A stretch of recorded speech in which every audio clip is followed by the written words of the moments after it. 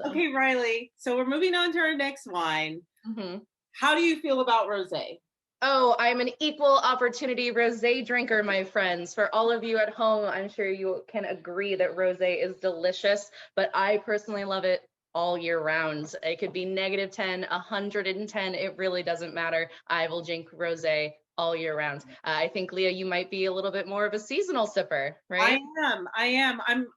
I'm starting to be convinced. This one has really kind of made me think, all right, it's not just for summer, particularly with this particular rosé. This one is made to be a little rounder, a little fuller. We call it a winter rosé.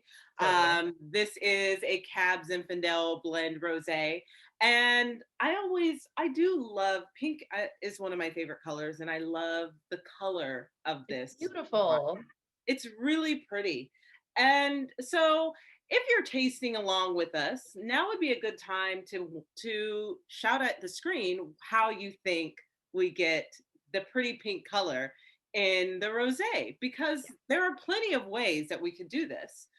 But how do we get the pink color in the rosé? Do we get the pink color? Is it a blend of white and reds? Is it only red? Is it magic? I'd like to think that there's definitely magic going on in all wine Definitely. production, obviously. Love and magic is what makes the wine in your glass. But it is going to be skin contact from those red grapes. Every now and then, very, very small amounts, you will find a blend of white and red, sometimes in your champagnes, sometimes in other styles from around the world. But most of the time, your still rosés are going to be made from red grapes, getting skin contact on that clear must, the juice coming from your pressed grapes. And you can allow it for a couple hours, a couple days, sometimes a couple months if you're really looking for a beautiful pigmentation. But that's going to make red wine eventually. So you want to allow a certain amount of skin contact, right, to get that beautiful Jolly Rancher pink color that we've got going on in your glass. And It's I think this so one is pretty. a real, yeah, it's a beautiful rosé. You want to look at it. You want to do stuff with it. Yeah, whenever I smell rosés, and this one is no different, it smells like summer to me. It does. Smell this, it's again really fragrant. You don't really need to put your hand over the glass. You can just swirl it and really take in all the aromas of summer. Exactly. Raspberries and watermelon and strawberries. What I really love is the citrus notes in this. It reminds me of ruby red grapefruit. It Yes. just it smells kind of grapefruity, and you get that nice juiciness on the palate.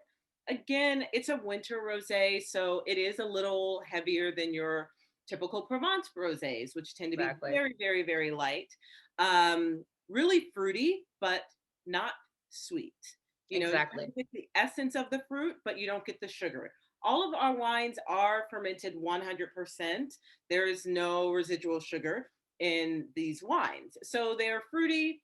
You get, again, that grapefruit on the palate, but nice notes of strawberry and watermelon. It's just really juicy, and it's just summer in a glass. Like, how It could is. you not? Oh, summer in a glass. It's winter in a glass, summer in a glass. It's heartwarming. It makes you feel good. And when you think about the grapes that are being utilized in this bottle specifically, I don't think we normally think of a Cab Zinfandel Petit Syrah blends, going on in this rosé. Like, you're thinking something soft like a Pinot, something soft like a Grenache. These are big red wine grapes, right? And that's what's giving them one, that gorgeous pigmentation, but two, that full flavor profile, that medium body, right? And right on the nose, I do get this a lot just because I think a buttered blueberry muffin is my favorite snack, but that's what I get on the nose with this one. You get fresh berries, you get fresh fruit, and there's also, again, that like softer, almost buttered tone behind it, but in such a good way, in Yeah, such a like mouth again, watering, really balanced. And balance, I super think, is so balanced. key in winemaking and just being able to enjoy wine. There is not one flavor that is overpowering another. You get this really Precisely. beautiful fruit, you get the watermelon, you get the strawberry, you get the citrus, nice kind of acidic finish. What's not to love? What's not to love? Exactly. And as a rosé drinker, you look in my fridge at any given time, it's gonna have rosé in it. I just think this one hits the nail on the head because it's been so chilly this past winter, and this is what I want. This is what I want with so many different types of things too. I want sweet, smoky barbecue sauce, Yeah. right? I know it sounds kind of silly. We don't always think rosé and think barbecue, but I want barbecue with this. I I think it can would stand up. Yeah, I can definitely see that. And also, you know, you sip this rosé, even if it's cold and snowy outside, you kind of feel like a little summerish. So it's Exactly. lovely.